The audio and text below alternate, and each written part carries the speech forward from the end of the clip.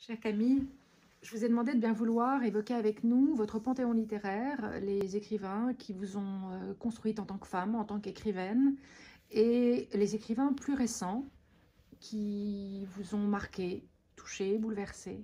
C'est à vous. Alors, on va commencer par le panthéon littéraire. Il y a énormément de gens parce que d'abord pour moi un livre c'est un moment et le moment où un livre marche sur une personne c'est parce que il arrive en résonance avec la vie de cette personne. Je trouve que, enfin pour moi le livre en tout cas est un support et une possibilité de survivre et de me construire.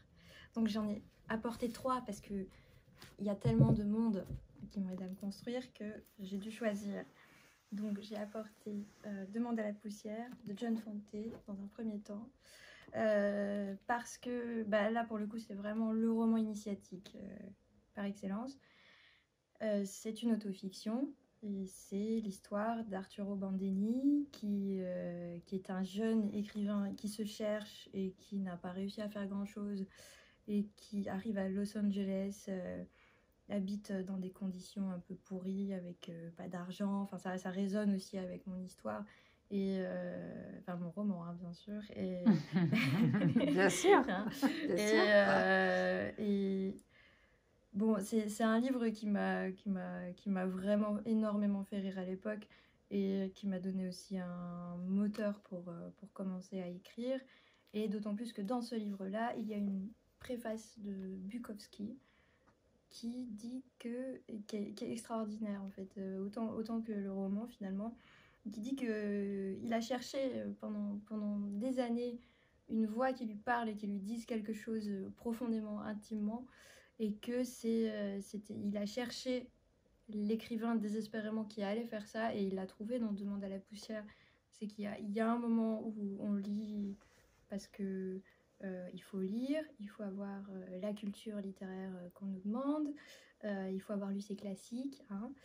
Et puis il y a le moment où on tombe là-dessus, sur des choses comme ça, et ça brille en nous et ça nous fait un peu vriller, et c'est ça qui nous permet d'exister aussi. Donc voilà pour John Fante.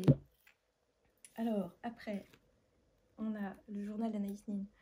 C'est la partie de 1931 à 1934.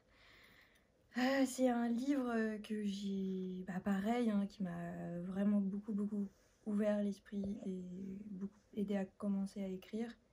Je l'ai lu après Demande à la poussière. C'est le moment où Anaïs Nin rencontre Henri Miller, découvre la psychanalyse, et où elle commence vraiment à faire un travail d'introspection profond, où elle accepte de le faire.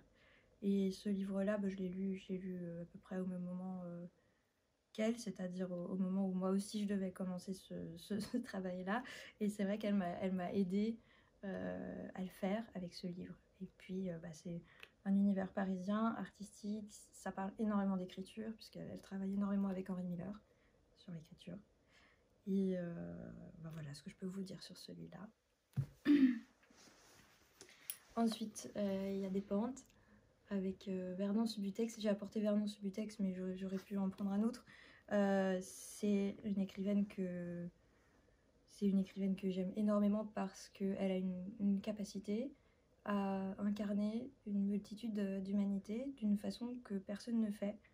Elle a son écriture très, très brute, très directe, et elle est capable de se mettre dans la peau de n'importe qui, mais avec ses nuances. Et elle a cette capacité de faire comprendre au lecteur la complexité des gens et le fait qu'il n'y a pas de tout noir, il n'y a pas de tout blanc, et on ne peut pas aimer ou détester, c'est impossible en fait. Et elle arrive à faire aimer des humanités qui sont vraiment très difficiles, et particulièrement dans celui-là, justement. Voilà pourquoi je l'aime, et puis aussi parce que quand j'avais 19 ans, en lisant King Kong Theory, j'ai découvert le féminisme Une claque. et le monde dans lequel je vivais. Voilà. Alors, ensuite, on avait parlé de... Est-ce qu'il y a... Alors, Virginie Despentes, évidemment, totalement contemporaine. Y a-t-il un écrivain, une actualité? Oui, alors, l'actualité, c'est un livre très particulier. C'est Hélène Giannichini qui a écrit Voir de ses propres yeux. C'est C'est publié chez qui? chez Seuil. D'accord. Et alors, c'est un roman. Ça aurait pu être un essai, mais c'est un roman qui parle du deuil. C'est un roman qui parle de comment on se retrouve avec soi-même quand quelqu'un est mort. Et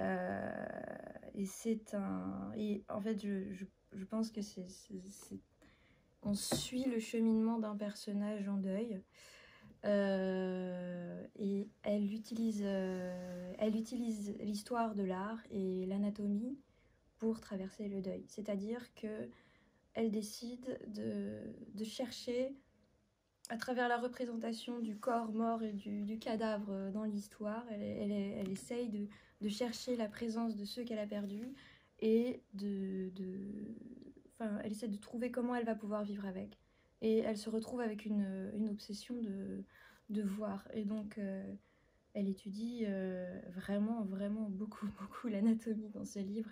Et c'est un truc vraiment passionnant parce que souvent, quand on parle de deuil, on est plutôt dans ce qui se passe dans notre esprit, dans nos pensées, etc.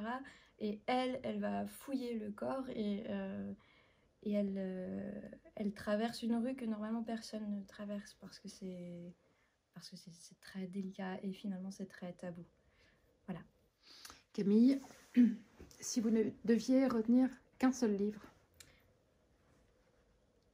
Je pourrais pas.